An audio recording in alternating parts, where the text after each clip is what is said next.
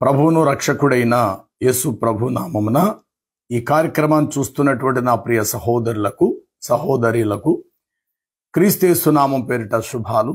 అలాగే నా మిత్రులు సహోదరులు ముస్లిం సహోదరులైన వారికి ప్రభు పేరిట కూడా నా శుభాలను తెలియపరుస్తున్నాను. దేవుని ప్రజలముగా ఈ అనంత విశ్వములో ఆదాము సంతానం అనబడిన మానవులమైన మనందరికీ దేవుడు ఒక్కడే. ఆ దేవుని యొద్దకు చేరుకోగలిగే ఏకైక దివ్య మార్గం కూడా ఒక్కటే. ఆ మార్గమే ప్రభు అయిన యేసుక్రీస్తు వారు. ఆ మార్గమును గూర్చి పూర్వ ప్రవక్తలందరూ కూడా సాక్ష్యమిస్తూ వచ్చిరి. యేసుక్రీస్తే తండ్రి యొద్దకు వెళ్ళే ఏకైక దివ్య మార్గం. ఈ పరమ సత్యము ఆది నుండి దేవుడు తన ప్రవక్తల నోట పలికిస్తూ వచ్చిరి. చివరికి ఆ దేవుని యొద్దకు చేరుకోగలిగే సంపూర్ణ మార్గం క్రీస్తులో సంపూర్ణమైనది. క్రీస్తుకు పూర్వం ఆదాము నుండి క్రీస్తు మరణించే వరకును, క్రీస్తు మరణించి సమాధి నుండి తిరిగి లేచే సమయం మొదలి భూమి ఆకాశములు అంతమయ్యే వరకును యేసు ప్రభువు రెండు వైపులున్న ప్రజలకు ఆయన మధ్యవర్తి. క్రీస్తుకు ముందు మరణించిన వారికి ఆయనే సమాధానకర్త, అలాగే సంరక్షకుడు, వారి ప్రాణ విమోచకుడు.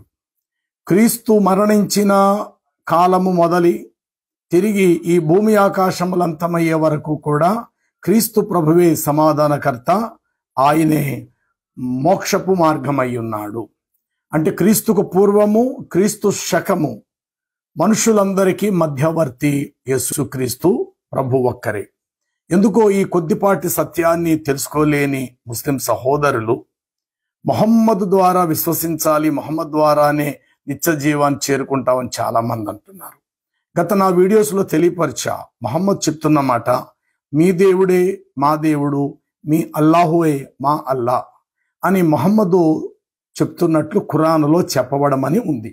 ఓకే, ఇప్పుడు మీ దేవుడే మా దేవుడు అన్నప్పుడు యూదులు, ఇజ్రాయేలీలు, క్రైస్తవులు అనబడిన వారు ఏ నిజదేవుని కలిగి ఉన్నారో, మరి ఆ దేవుడే మీ దేవుడు అన్నప్పుడు ఆ దేవుని యొద్దకు మీరు రావచ్చు కదా. మరలా మీకు క్రొత్త దేవుడు మీకెందుకు? క్రొత్త నామం మీకెందుకు? అరబ్ దేశములో ఒకవేళ అరబ్బిక్ పదాలలో దేవుడు అనే శబ్దానికి అల్లా అనేటువంటి మాట అర్థం రావచ్చు. అయితే మరి అంతకుముందు యూదులు, క్రైస్తవులు అనబడిన ఇజ్రాయేలీలు ఏ నిబంధనలు ఉన్నారో, వారు ఎట్లా దేవుడికి ప్రార్థనలు చేసిరో, వారికి వచ్చిన ప్రవక్తలు దేవుని యొద్దకు చేరటానికి ఆయన మార్గాలను ఎట్లా బోధించిరో, మరి అవన్నీ కూడా మీరు కూడా తెలుసుకోగలిగితే అప్పుడు మీరు మేము అందరూ ఆరాధించేది ఆ ఏకదేవుడు, సృష్టికర్త, ఆత్మలకు కాపరి అయినటువంటి నిత్యత్వానికి రక్షకుడైన సృష్టికర్తని దేవుడు ఒక్కడే కదా. మరలా క్రొత్తగా అరబ్బిక్ భాష, అరబ్బిక్లో అల్లా, మరలా క్రొత్త ప్రవక్త అంత అవసరమా? అసలు మహమ్మదును గూర్చినటువంటి పూర్వ గ్రంథాల్లో ప్రవచనాలు ఏమైనా ఉన్నావా అంటే లేకుండగా లేదు. ఉన్నవేమిటో త్వరలో మీకు అవి విశదపరచటం జరుగుతుంది. ఎందుకంటే క్రీస్తు ఎక్కడ పుడతారు, ఎందుకు పుడతారు, ఎవరికి పుడతారు, ఎలా పుడతారనే ప్రవచనాలు క్రీస్తు కోసం ఉన్నప్పుడు, దాదాపు 50 పైబడి దేశాలలో ఇస్లాం వ్యాప్తి చెందినప్పుడు, మొహమ్మదును అంతిమ దైవ ప్రవక్తగా ప్రపంచం ముస్లింలు విశ్వసిస్తున్నప్పుడు, మరి మహమ్మదును గూర్చినటువంటి విషయాలు అంతకుముందు వచ్చినటువంటి బైబిల్ అనేటువంటి పాత క్రొత్త నిబంధనలు ప్రవచనాలు ఉండకపోతాయా అనంటే ఉండే ఉంటాయి. అవేమిటి అనేటువంటిది త్వరలో తెలియపరచడం జరుగుతుంది. కానీ ముస్లింలు మీరు అనుకున్నట్లు ద్వితీయోపదేశకాండం 18:18 చెప్పిన రాబోవు ఆ ప్రవక్త, యోహాను సువార్త 1వ అధ్యాయం 19 రాబోవాడవు నీవేనా, అనగా రాబోయే ప్రవక్తవు నీవేనా అనబడినటువంటి మాటలు, యెషయా గ్రంథములు 42వ అధ్యాయములు నిన్ను ఆదుకొని నా సేవకుడు, నా ప్రాణమునకు ప్రియుడైన వాని యందు నేను నా ఆత్మను ఉంచి ఉన్నాను, ఇలాంటి కొన్ని యేసు ప్రభు వారికి సంబంధించిన వాస్తవ సంఘటనలు, వాస్తవ చరిత్రను మహమ్మదుకు ఆపాదించుకోవటం అనేది ముస్లింలుగా మీరు ప్రతిరోజు చేస్తున్నటువంటి పని. వాస్తవానికి మీరు అనుకుంటున్నట్లు బైబిల్లో ఉన్న మహమ్మదుకు సంబంధించే దైవ ప్రవచనాలు ఏవైతే అయి ఉన్నాయని మీరు అనుకుంటున్నారో, వాస్తవానికి అందులో ఏ ఒక్కటి మహమ్మదుకు సంబంధించింది కాదు. కానీ మహమ్మదుకు సంబంధించినటువంటి ఒక ప్రవచనాలు కూడా బైబిల్లో ఉన్నవి. అవి ఏమిటనేది నిజంగా మీకు తెలియపరచడం అనేది త్వరలో జరుగుతుంది. ఖురాన్ గ్రంథం కోసం ప్రవచనం బైబిల్లో ఉంది. ఖురాన్ ఎప్పుడు రాయబడతాది అనేటువంటి ప్రవచనం ఉంది. దాని యొక్క అర్థాలు ఏమిటో ఖురాన్ బైబిల్లో ఉంది. అలాగుననే ముహమ్మద్ ప్రవక్త ఏం చేస్తారు, ఆయన ఎలా చనిపోతారు అనే విషయం కూడా పాత నిబంధన బైబిల్లోనూ ఉన్నది. ఇవన్నీ త్వరలో తెలియపరచడం జరుగుతుంది. ఎందుకంటే క్రీస్తు విరోధైనటువంటి యాంటీ క్రైస్తు ఎక్కడ వస్తాడు, ఎప్పుడు వస్తాడు అనేది బైబిల్లో ఇంత విపులంగా ఉన్నప్పుడు ఆ మాత్రం ముహమ్మద్ వారి గురించి బైబిల్లో ప్రవచనాలు ఉండవా అని అంటే ఉండే ఉంటాయి. ఈరోజు భూకంపం కోసం ప్రవచనాలు ఉన్నాయి, అగ్ని యొక్క దహింపచేసే అగ్ని కొరకు ప్రవచనాలు ఉన్నాయి, సునామీ లాంటి, కరువులు లాంటి, తెగుళ్ళు లాంటి వాటి కోసమే ప్రవచనాలు ఉన్నప్పుడు ముహమ్మద్ను గురించిన ప్రవచనాలు బైబిల్లో ఉండవా అంటే తప్పు, ఉండే ఉంటాయి. కానీ సరైన రీతిలో వాటిని వెతకక మనకు అందకపోవచ్చు. అవేమిటనేటువంటిది రాబోయే కాలంలో ఒక్కొక్క విషయాన్ని మీకు తెలియపరచడం జరుగుతుంది. సరే, ఇప్పుడు నేను తెలియపరిచే విషయము, మీ దేవుడు మా దేవుడు ఒక్కడే అని అన్నప్పుడు ఆ ఒక్క దేవుడైన సృష్టికర్తను యూదులు క్రైస్తవులు ఆరాధిస్తున్నప్పుడు అరబ్బులు అనబడిన మీరు కూడా ఆ దేవుడిని ఆరాధించవచ్చును కదా. మరలా మీకు క్రొత్త దేవుడు మీకు అవసరం ఎందుకు? పైగా మీరు పూజించే దేవుడిని మరలా మేము పూజిస్తున్నామని క్రొత్త నామములో, క్రొత్త పద్ధతిలో, క్రొత్త విధానాలలో చెప్పవలసినటువంటి అంత అవసరత ఎందుకు? వాస్తవానికి ఖురానులోని అల్లాకు, బైబిల్లోని యెహోవా దేవునికి, పరలోకానికి నరకానికి ఉన్నంత తేడా ఉంది. అసలు వీరిద్దరు కూడా ఒకటి కానే కారు. వీరిద్దరి పోలికలు, ప్రమాణాలు, వాస్తవ సంఘటనలను మనం గుర్తిస్తే గనుక అల్లాకి యెహోవాకు సంబంధమే లేదు. దేవుళ్లలో యెహోవా మాత్రమే దేవుడు. ముస్లిం సహోదరులు మీరు అనుకుంటున్నటువంటి అల్లా అనబడిన పేరుకు అర్థం దేవుడు కావచ్చు, కానీ వాస్తవానికి అల్లా పలికే ప్రతి మాట బైబిల్లో యెహోవా దేవుడు పలికిన మాటలకు వేరుగా ఉన్నాయి. ఈ కారణం చేత యూదులు గాని క్రైస్తవులు గాని అల్లా నామాన్ని స్మరించరు, అల్లా దేవుడని విశ్వసించరు. పోతే మీరు మాత్రమే యెహోవా దేవుడే మా దేవుడని ముస్లింలు మీరు చెప్పుకోవాలేమో తప్ప ఏ క్రైస్తవులు చెప్పుకోరు. ఓకే, మంచిది. ఇక మీదట ఇప్పుడు మక్కాను గూర్చినటువంటి కొన్ని విషయాలు తెలియపరుస్తాం. అదేంటంటే గత నా 2 ఆ యొక్క ప్రోగ్రామ్స్ లో మక్కా అను కాబా మసీదును ఎవరు కట్టిరి అనేది ఒక భాగం. 2, మక్కాలో ఈశాన్యం వైపు ఉండేటువంటి నల్లని బ్లాక్ స్టోన్, నల్లటి రాయిని ఎందుకు యూదులు ముస్లింలు చుట్టూ తిరుగుతూ ముద్దాడుతారు? దీనికి నమూనా యూదుల యొక్క దేవాలయానికి మక్కాకు ఏవైనా సంబంధాలు ఉన్నవా? తర్వాత యూదులు దేవాలయం చుట్టూ 7 సార్లు తిరిగే ఆ ఆనవాలిని మీరు కూడా కాబా చుట్టూ 7 సార్లు తిరుగుతున్నారు అనేటువంటి చాలా విషయాలను మీకు తెలియపరచడం జరిగినది. పోతే కొంతమంది సహోదరులు కామెంట్స్ రూపంలో చెప్పారు, ముస్లింలు ఎక్కడ విగ్రహారాధన చేయరు అని చెప్పేసేసి. సరే, మంచిది. విగ్రహారాధన చేయకపోయినా విగ్రహారాధనకు సంబంధించిన ఆనవాళ్లు ఈ రోజు కూడా మక్కాలో కనబడుతున్నాయి. ఈరోజు మక్కాలో పెట్టబడిన విగ్రహాల పేర్లు ఏమిటి, అవి ఎవరు పెట్టారు, వాటిని ఎట్లా వారు గత కాలంలో పూజిస్తూ వచ్చిరి, వాటికి సంబంధించిన ఆనవాళ్లు బైబిల్లో మీకు ఎక్కడ దొరుకుతాయి అనేటువంటి ఒక నూతన విషయాలను మీకు తెలియపరచడం అనేది జరుగుతుంది. జాగ్రత్తగా వినండి. మొదటిగా, ముస్లింలు విగ్రహారాధన చేయరు అని మీరు అనుకుంటున్నారు, కానీ మీరు చేసే పనులని విగ్రహారాధన సంబంధించినవే. ఎందుకంటే 7 సార్లు మక్కా చుట్టూ తిరగటం అనేటువంటిది యూదుల సాంప్రదాయం కాదు. హిందువుల సాంప్రదాయ ప్రకారము చెట్టు చుట్టూ వారు తిరుగుతారు, పుట్ట చుట్టూ కూడా వారు తిరుగుతారు, గుడుల చుట్టూ వారు తిరుగుతారు, అలాగే మనిషి చుట్టూ తిరుగుతారు. వివాహం అయ్యేటప్పుడు మధ్యలో వారు అగ్నిహోత్రం ముందు వారు అభిషేకించుకొని పెళ్లి చేసుకునే ముందు 7 అడుగులు చుట్టూరు కూడా 7 పర్యాయములు వారు కూడా వివాహ సమయంలో తిరుగుతారు. ఇవన్నీ నిజానికి సృష్టికర్త అని చెప్పినటువంటి విషయాలు అయితే 7 సార్లు మీరు తిరగండి అనేటువంటి మాట అయితే లేదు. అంటే దేవాలయం చుట్టూ 7 సార్లు తిరగండి అని. ఆ యొక్క ప్రారంభ దశలో యెహోషువ గ్రంథములో వారు ఆ యొక్క యెరికో గోడల చుట్టూ 7 పర్యాయములు తిరిగి స్తుతులు చెల్లించగా యెరికో గోడలు కూల్చబడ్డాయి. ఇది వాస్తవం. దీనినే ఒక కొండ గుర్తుగా మీరు చేసుకొని అక్కడ పడిపోయినందుకు యెహోవాకు స్తోత్రాలు చెల్లించరి. ఎందుకంటే ఆ యొక్క యెరికో శాపభరితమైన గోడలు కూలిపోయినప్పుడు దేవుని స్తోత్రాలు చెల్లించరి. సరిగ్గా దీని ఆనవాళ్ళు మీరు తెచ్చుకొని ఈరోజు మక్కా చుట్టూ మీరు తిరుగుతున్నారు. రెండవది, ముద్దాడకూడదు, కానీ ఒక రాయిని మీరు ముద్దాడుతున్నారు. అది కూడా విగ్రహంతో సమానం.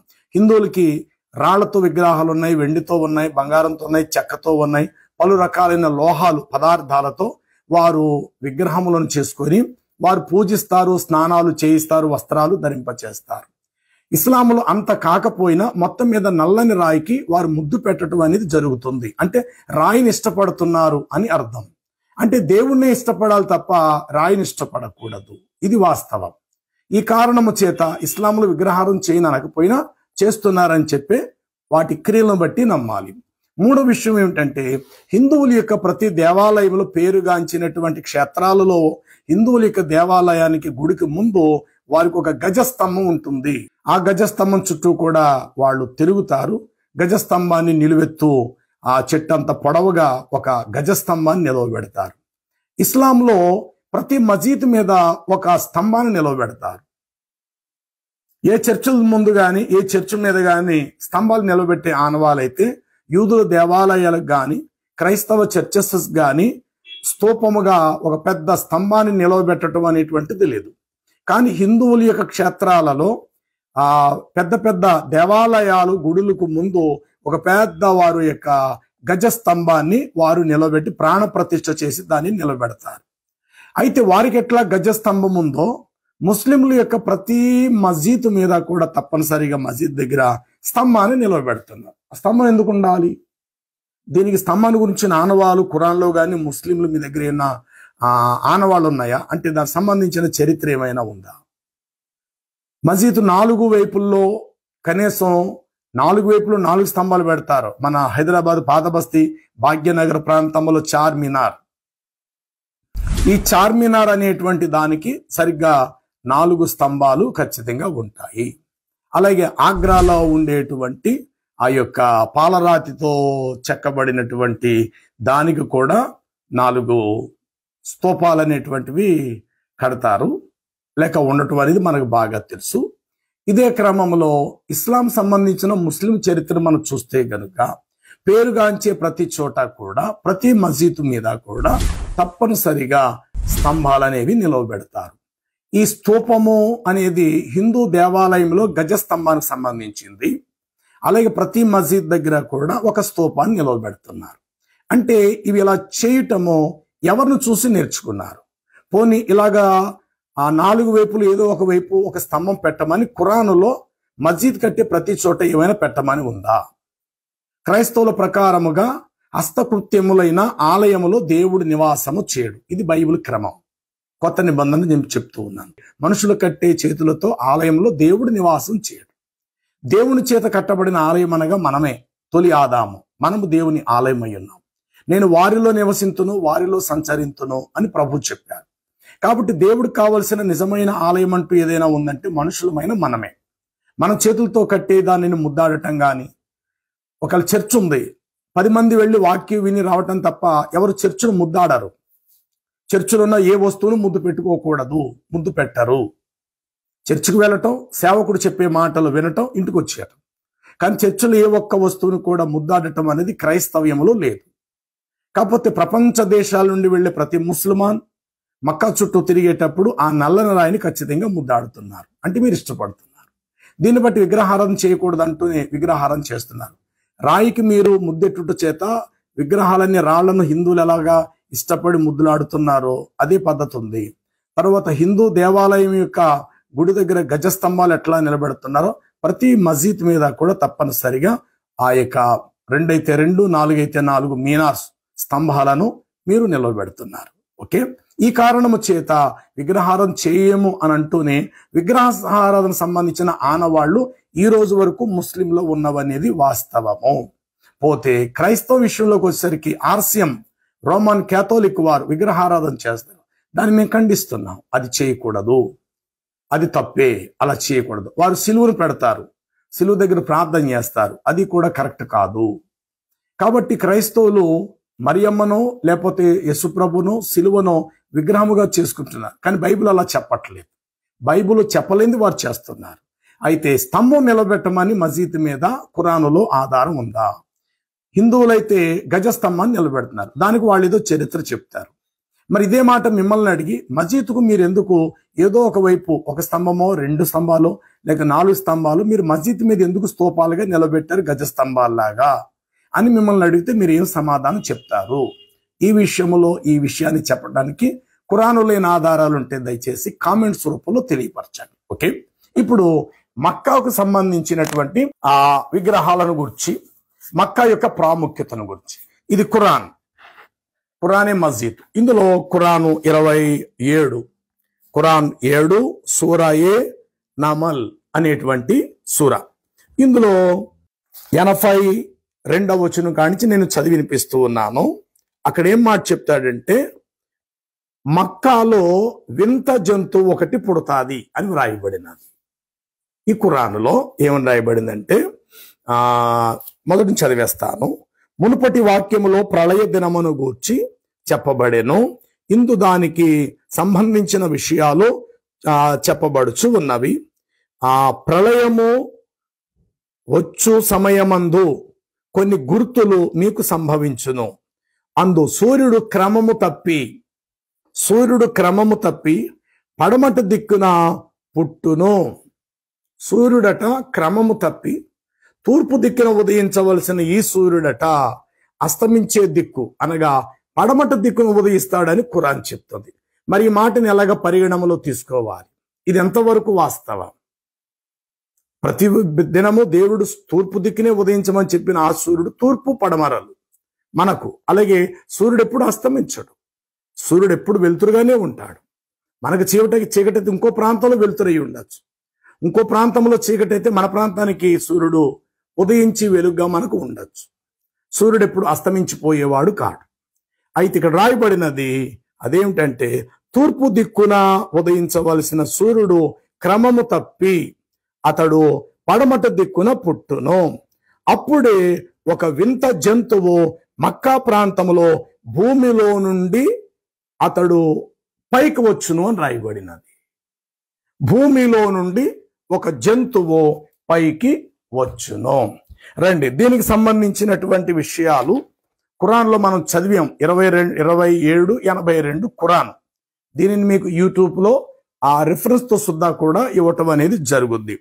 వాస్తవానికి ఖురానులో ప్రళయ దినమందు ఒక వింత జంతువు భూమిలో నుండి పైకొచ్చును అని వ్రాయబడినది.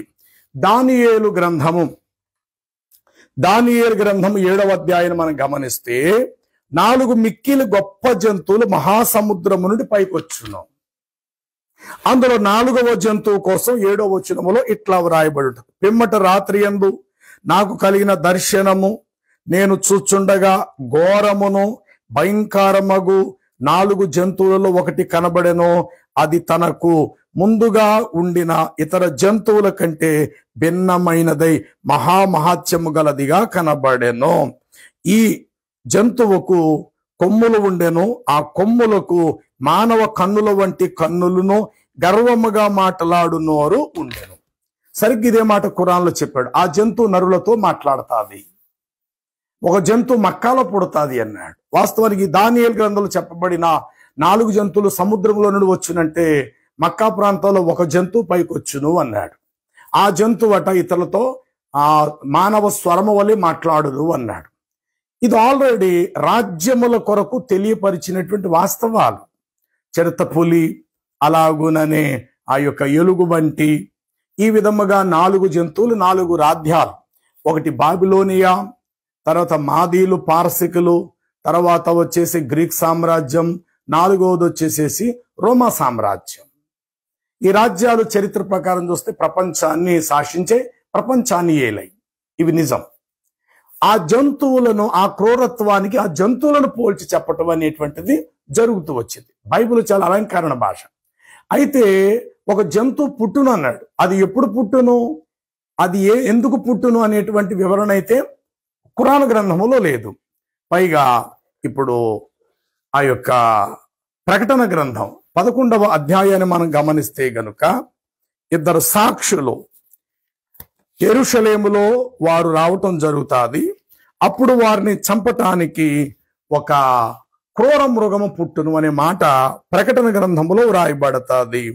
వారు సాక్ష్యము చెప్పుట ముగించగానే అగాధంలో నుండి వచ్చు క్రూర మృగం వారితో యుద్ధము చేసి. అంటే బైబిల్లో ఏ విషయాలైతే ఉన్నావో కొంత కొంత తీసుకొని ఖురాన్లో రాసుకోవటం జరిగింది. కానీ ఖురానులో వాటి ప్రారంభం లేదు, వాటి మధ్య దశ లేదు, వాటి ముగింపు లేదు.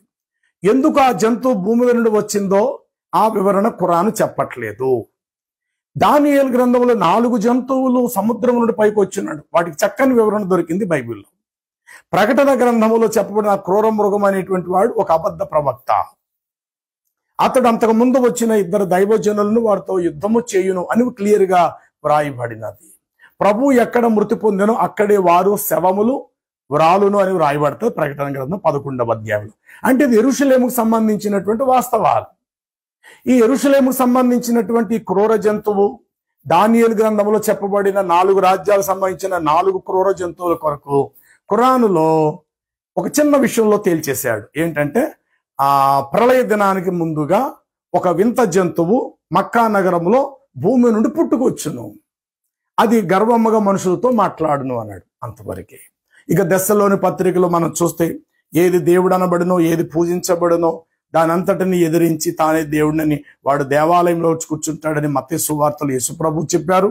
దానికి సంబంధించిన ఆనవాళ్ళు దశలోనిక పత్రికలో కూడా పౌలు భక్తుడి ద్వారా సంఘానికి పరిశుద్ధాత్మ తెలియపరిచాడు.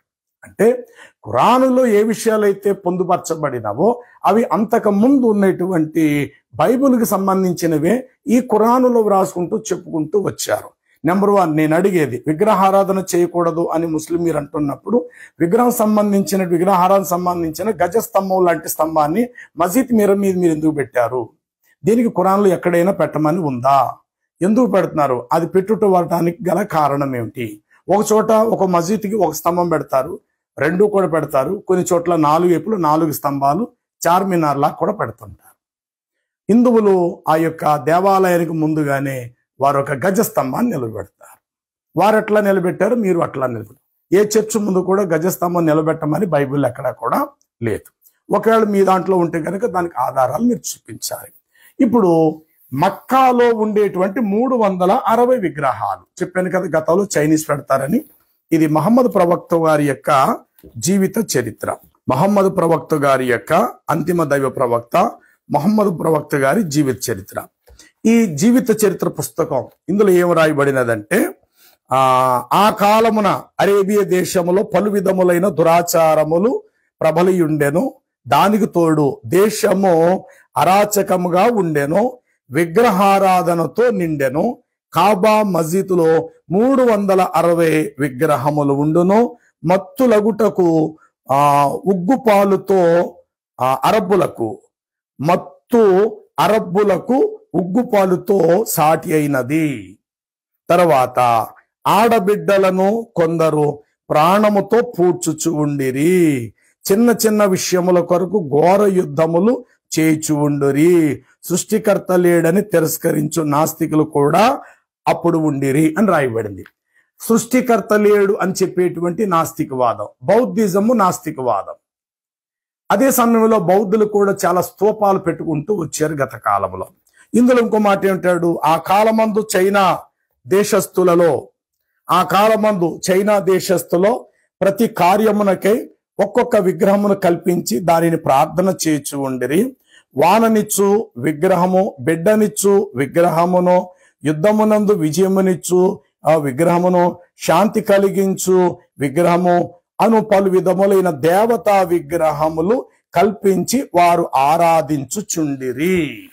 అంటే ఏ సౌదీ అరేబియా మక్కా నగరం కాబా మస్జిద్లో 360 విగ్రహాలు పెట్టారో ఇవి సరిగ్గా చైనా దేశస్థుల ద్వారా వారు ఒక్కొక్క దేవతకు ఒక్కొక్క పేరుతో విగ్రహములను వారు పెడుతూ వచ్చిరి అని చెప్పి వ్రాయబడినది. కాబట్టి ఇక్కడ 360 విగ్రహాలు అంటే రోజుకి ఒక్కొక్క దేవత. ఇంగ్లీష్ వారి క్యాలెండర్ ప్రకారం మనం చూస్తే క్యాలెండర్ 365 రోజులు. యూదులు ముస్లింల క్యాలెండర్ మనం చూస్తే సరిగ్గా 360 రోజులు. అంటే ఒక్కొక్క రోజుకి ఒక్కొక్క విగ్రహములు చొప్పున 360 విగ్రహాలను అరబ్ ప్రజలు పూజించేటువంటి వారు. ఇది మహమ్మద్కు పూర్వం నుండి కూడా జరుగుతున్న వాస్తవం. అయితే కాబా మజీద్ను అబ్రహాము ఇష్మాయిల్ కట్టారని ముస్లింలు మీరు వాదిస్తున్నారు కదా. అబ్రహాము స్తూపం నిలబెట్టాడండి. ఈ రోజు మనకు కనబడుతున్న మక్కా నమూనా ఈ రోజు మన కళ్ళ ముందు ఈ 2025 జనవరి మాసంలో మనం ఉన్నాం కదా. ఇప్పుడు ఉండేటువంటి మక్కా లాంటిదే పూర్వమందు సరిగ్గా అబ్రహాం ఇష్మాయిల్ అలాగే కట్టారా అంటే కాదే. మీరు పరిశోధన చేస్తే మక్కా పుట్టుపూర్వోత్తరాలు అని అంటే గనుక మహమ్మద్ కాలం నుండి మక్కా మీకు కనబడతాది. అంటే 600వ శతాబ్దము నుండి మాత్రం ఈ రోజు వరకు మక్కా ఎట్లా డెవలప్మెంట్ అయింది అనేది మనం తెలియపరుస్తూ వస్తారు. ఒకవేళ ఈ స్తూపం పెట్టడము 4 గోడలతో చతురాకారంలో కట్టడం అబ్రహాం గారి కాలంలో ఉన్నది అని అంటే కనుక దానికి సంబంధించిన ఆనవాళ్లు మీరు చూపించాలి. అవి లేవు. పోతే మహమ్మద్ కాలము నుండి 600వ శతాబ్దం నుండి ఆ మక్కా ఎట్లా డెవలప్ అవుతూ వచ్చింది. చుట్టూరు ఒక రౌండ్ సర్కిల్ గా ఉండేటువంటిది, దానికి మధ్యలో లింగాకారము కలిగిన ఒక లింగం లాగా పెట్టి దీనిని మక్కా అని చెప్పి ఆ యొక్క పరిశోధనలో మనకు తేలుతూ వచ్చింది. ఇకపోతే ఈ 360 విగ్రహాలు ఎవరు పెట్టారంటే చైనా దేశస్తులు వచ్చి పెట్టారండి. మహమ్మద్ జీవిత చరిత్రలో రాయబడినది. అంటే అక్కడ ఉండేటువంటి దేవతల యొక్క నమూనాలు చైనా దేశస్తులి అని చెప్పి వ్రాయబడ్డాయి. ఇందులో ముఖ్యమైనటువంటి 3 దేవతల కొరకు ఖురాను గ్రంథములో క్లియర్ గా వ్రాయబడినది. అదేమిటంటే ఒక దేవత పేరు, ఒక దేవుని పేరు లాతు, ఇంకో దేవుని పేరు ఉజ్జా, మరొక దేవుని పేరు మనాతు, అలాగుననే లా అనేటువంటి దేవుడు. అల్లా అనేటువంటి ఒక విగ్రహం కూడా ఉండేది.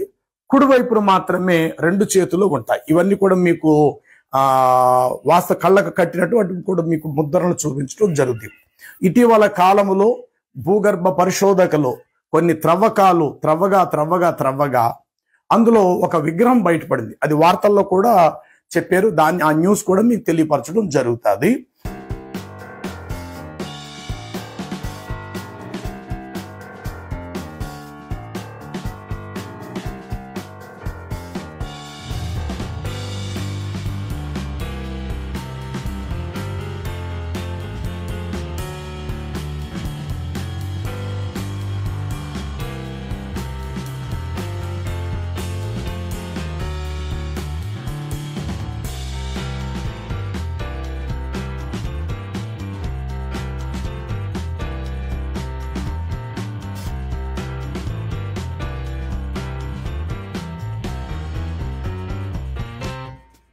ఆ త్రవ్వగా అందులో ఒక విగ్రహము నేనే అల్లా అనే విగ్రహము బయటికి రావటం జరిగింది. దానికి కుడివైపునే 2 చేతులు ఉంటాయి.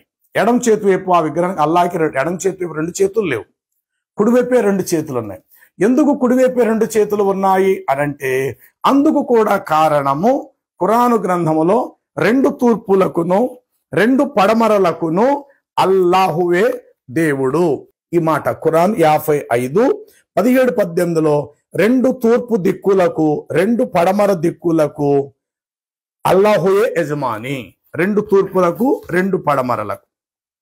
ఈ వార్తల్లో మొన్నే వెలుగులోకి వచ్చిన విషయాలన్నీ. నేనే అల్లా అనేటువంటి ఒక విగ్రహానికి కుడివైపే 2 చేతులు ఉంటాయి. ఎందుకు 2 చేతులు? మనకైతే కుడివైపు ఎడవైపు 2 చేతులు ఉంటాయి. అల్లా అనేటువంటి ఒక విగ్రహానికి మాత్రం ఈ యొక్క 2 చేతులు ఎందుకు కుడివైపు ఉంటాయి అని అంటే గనుక 2 తూర్పులు, తూర్పు ఏటైపు ఉంటుంది? తూర్పు వైపు తూర్పు ఉంటుంది, పడమట వైపు పడమర, ఉత్తరం వైపు ఉత్తరం, దక్షిణ వైపు దక్షిణం. కానీ విచిత్రం ఏంటంటే ఖురాన్ ఏం చెప్తుందంటే అక్కడ 55:17-18 వచనాలు ఖురాన్లో రెహమాన్లో 2 తూర్పులకు 2 పడమరలకు అల్లాయే యజమాని అని రాయబడింది. అసలు 2 తూర్పులు ఒకే వైపు ఎట్లా ఉంటాయండి? అసలు 2 తూర్పులు ఎక్కడ ఉంటాయండి? మరి 2 తూర్పులు 2 ఉత్తరములు అన్నప్పుడు 2 తూర్పులు అన్నప్పుడు 2 పడమరలు 2 ఆ యొక్క ఉత్తరాలు కూడా ఉండాలేమో. పడమర తూర్పు అన్నప్పుడు ఉత్తరం దక్షిణాలు కూడా ఉండాలి కదా ఆలోచించడానికి. కానీ ఇటీవల తవ్వకాలలో ఎప్పటిదో పురాతనమైన ఒక విగ్రహం వెలుగులోకి వచ్చింది.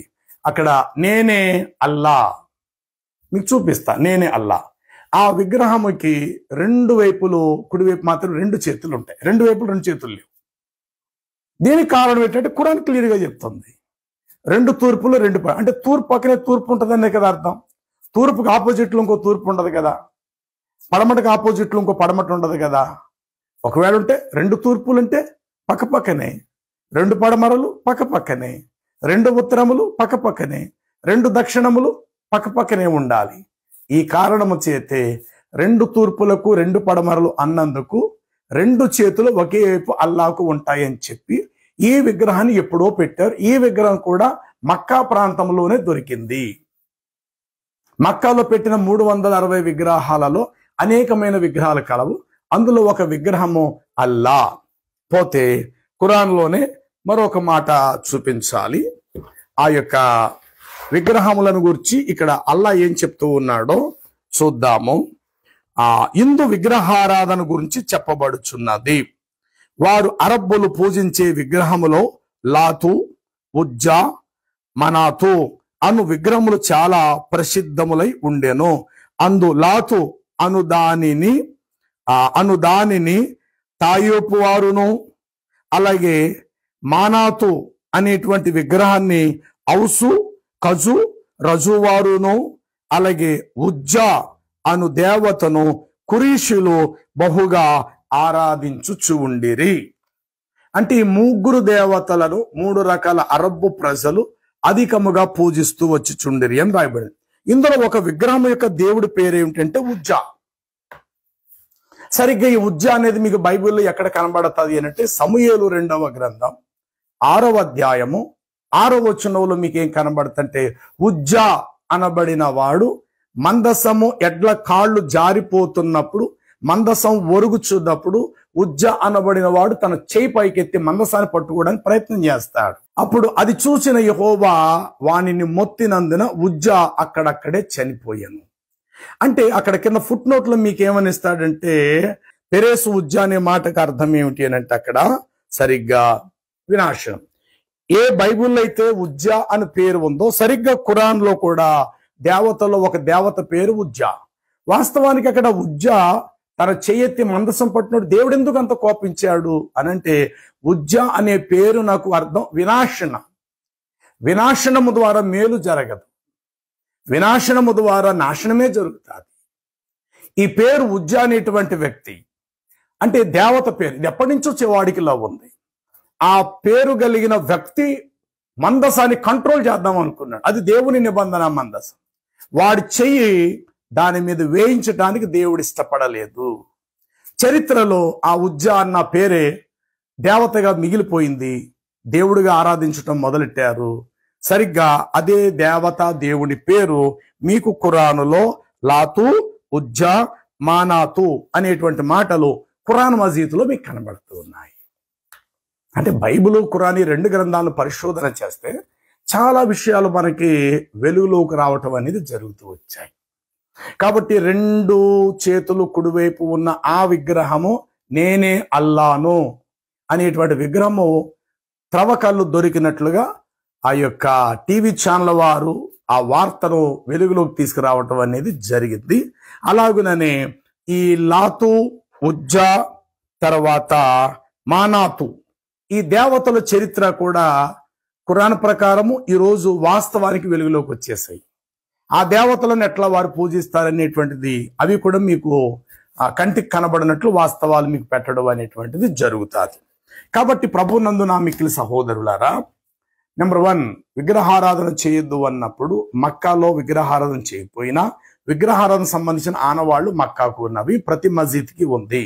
అనగా ఒక గజస్తంభం దేవత యొక్క దేవుడు గుడి ముందు పెట్టినట్టు హిందువులు మస్జిద్కి ఎందుకు స్తూపం కడుతున్నారు? ఒకవేళ బాకాలు కట్టడం ఎంత అవసరమైతే చాలా చోట్ల నేను చూశాను, వాటిపైన బాకాలు కడతారు, మైకులు నలుమూలలకు ఉంటాయి. అందుకు అవసరమైతే ఒక రాడ్డు పెట్టి వెల్డింగ్ చేసి దాన్ని చక్కగా వాడుకోవచ్చు, తప్పేవి లేదు. కానీ ప్రతి మసీదు మీద బాకాలు కట్టకపోయినా సరే స్తూపాలు కనబడతాయి. అలాగే ప్రతి మస్జిద్, అలాగే మక్కా మీద కూడా ఒక స్తూపం ఉంది. మక్కా మీద కూడా మనం పిక్చర్స్లో అక్కడక్కడక్కడ మనం చూస్తుంటాము. అలాగే మదీనా మీద ఒక పొడవటి స్తూపం లాంటిది. ఎందుకు ఇలాంటి పిక్చర్స్ చేస్తున్నారు? ఇలాంటి ప్రజల మధ్యలోకి ఎందుకు తీసుకొస్తున్నారు? అసలు అవి పెట్టమని ఎవరు చెప్పారు అనంటే దానికి సరైనటువంటి ఆధారాలు ఏమీ లేవు. విగ్రహారాధన చేయకపోయినా విగ్రహానికి సంబంధించిన ఆనవాళ్లు సౌదీ అరేబియాలో, మక్కాలో కాబా మసీద్ దగ్గర కనబడుతున్నాయని నమ్మి తీరాలి. అందులో 360 విగ్రహాలు ఎవరు పెట్టారంటే చైనా దేశస్తులు పెట్టింది. వాటిని అరబ్బులు అధికముగా పూజిస్తూ వచ్చారని అందుకు ఖురానే సాక్ష్యమిస్తుంది. ఆ దేవతల్లో మానాతు, లాతు, ఉజ్జా అనేటువంటి 3 ప్రసిద్ధిగాంచిన దేవతలని ఖురాన్ సాక్ష్యం ఇచ్చింది. అందులో ఒక దేవత వినాశనము, అలాంటి దేవతను కూడా వారు పూజిస్తూ వచ్చిరి, ఉజ్జా అనేటువంటి దేవతను. ఈ విగ్రహారాధన అంతా ఎవరు చేశారంటే చైనా దేశస్తులు పెట్టారని క్లియర్గా మొహమ్మద్ యొక్క జీవిత చరిత్రలో రాయబడింది. రాబోయే కాలంలో దాన్ని అరబ్బులు నేర్చుకొని ప్రపంచ అరబ్బులందరూ అంటే ప్రపంచ ముస్లింలందరూ కూడా ఆ యొక్క మక్కాకు వచ్చే వారందరూ కూడా అప్పటి కాలంలో ఆ విగ్రహారాధన చేసేటువంటి వారు. అందులో ఉన్న 360 విగ్రహాలలో లాతు, ఆ యొక్క ఉజ్జా, మానాతు అనేటువంటి 3 దేవతలతో పాటు నేనే అల్లా అనే విగ్రహం కూడా ఇటీవల కాలంలో దొరికింది. ఆ విగ్రహానికి 2 చేతులు కుడివైపే ఉంటాయి. ఎందుకు 2 కుడివైపే ఉన్నాయనంటే 2 తూర్పులకు 2 పడమరలకు అల్లా ప్రభు అన్న కారణం చేత నేనే అల్లాను, నాకు 2 చేతులు కుడివైపు ఉంటాయి అని అర్థం చెప్పుటట్లుగా 2 చేతులు కుడివైపే ఉంటాయి. ఇలా చెప్పుకుంటూ వెళితే అల్లాని విగ్రహాన్ని పూజించటం కూడా అరబ్బులలో ఉంది. కానీ ప్రపంచం మొత్తం మీద యెహోవా అనే విగ్రహం ఎక్కడా కూడా లేదు. యేసుప్రభు సిలువ వేయబడినట్లు పటాలు మనం చూస్తాము.